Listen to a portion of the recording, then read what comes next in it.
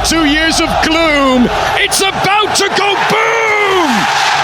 The Arsenal are the champions of the Premier League. I'm not lying, I'm not joking. I'm sure even Arsenal fans are finding it hard to believe at the moment, but they are Premier League champions for the first time in over 20 years. Mikel Arteta has made Arsenal the champions. Yeah, there's no question they were the best side in England, and actually at times you could argue that they were the best side on the planet. I thought Arsenal were excellent. I think they've been excellent all year, actually. Even they haven't been at their sparkling best, they're very difficult to score against.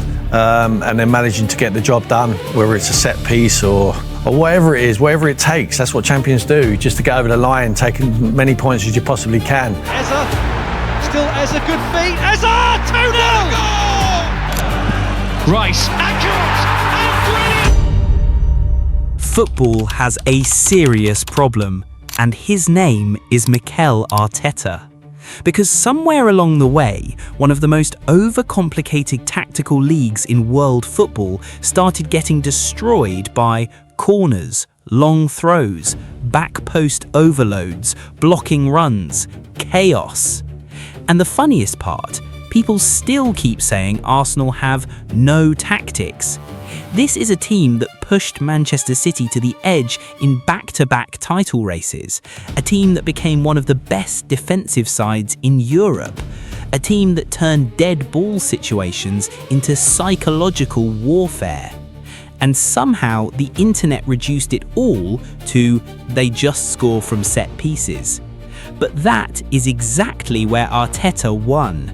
Because while the rest of the Premier League was obsessed with positional play diagrams and inverted fullbacks, Arsenal quietly built the most physically aggressive, emotionally intense and territorially dominant side the club had seen in years.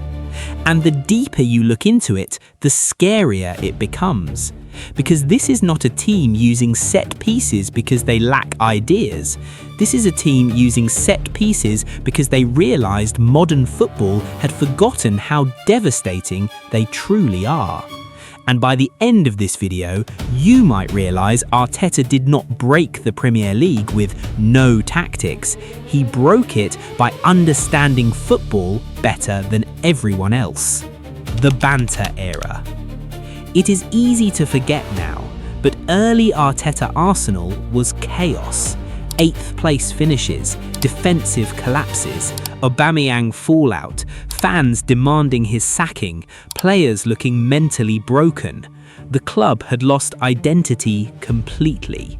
When Arteta arrived in 2019, Arsenal were soft. Technically gifted, yes, but physically, emotionally, structurally, they were miles behind the elite. And the Premier League punished them for it. Liverpool overwhelmed them, City suffocated them.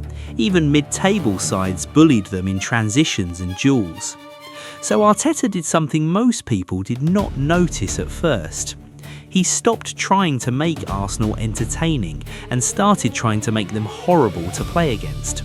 Suddenly, the recruitment changed. Declan Rice, Kai Havertz, Ben White, William Saliba, Gabriel Magalhaes. Tall, aggressive, dominant in the air, monsters in duels. This was not accidental. Arteta was building a team designed to control every phase of a match, especially the ugly ones. And then came the corners, the set-piece revolution. At first, people laughed. Every week, Arsenal had a new corner routine, crowding goalkeepers, blocking defenders, back post isolations, near post flicks, screening runs. It started looking less like football and more like the NBA. But then the goals kept coming. By the 2023-24 season, Arsenal became statistically one of the deadliest set-piece teams in Europe.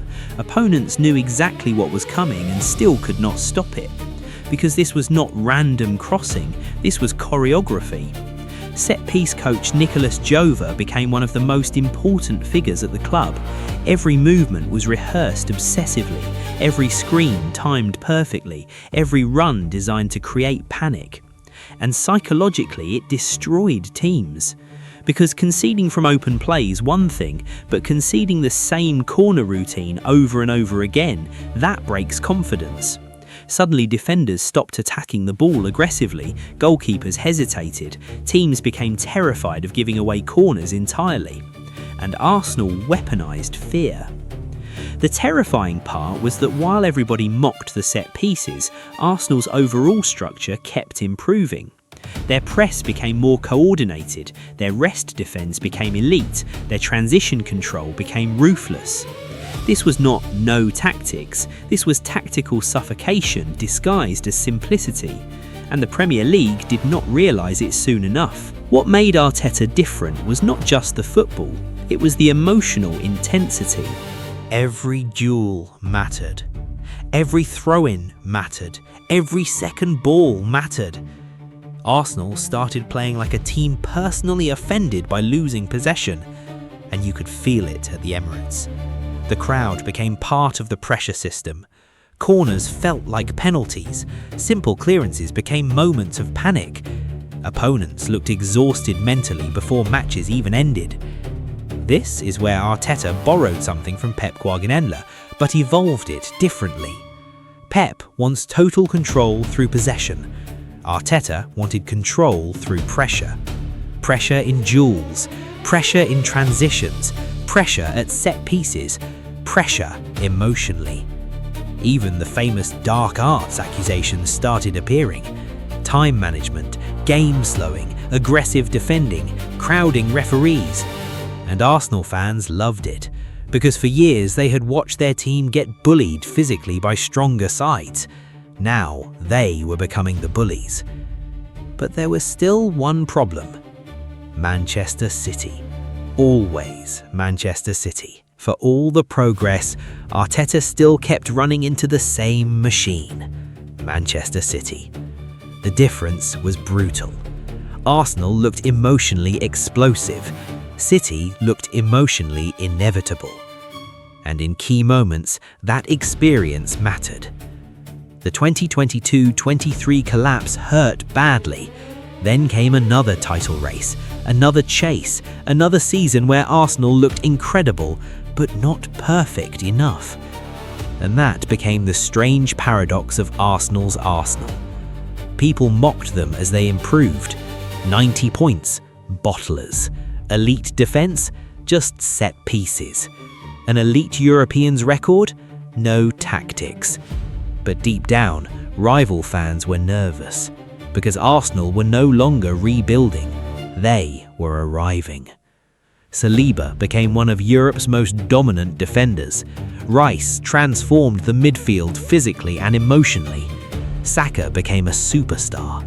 Martin Odegaard became the brain. Gabriel became a nightmare at corners. This was no longer a young, exciting project. This was a war machine. And unlike previous Arsenal sides, this one actually enjoyed the fight. Maybe the funniest thing about Arteta's Arsenal is that people still think the set pieces are the joke. They are not. The set pieces are the warning, because they represent something much bigger. Preparation, obsession, control, relentlessness. While football argued about philosophy, Arteta built a team that understood one brutal truth. Matches are not always won by beauty. Sometimes they are won by pressure, by repetition, by physical dominance, by making opponents uncomfortable for 90 straight minutes. And maybe that is why Arsenal suddenly feels so dangerous again. Not because they abandoned tactics, but because they turned every single part of football into one.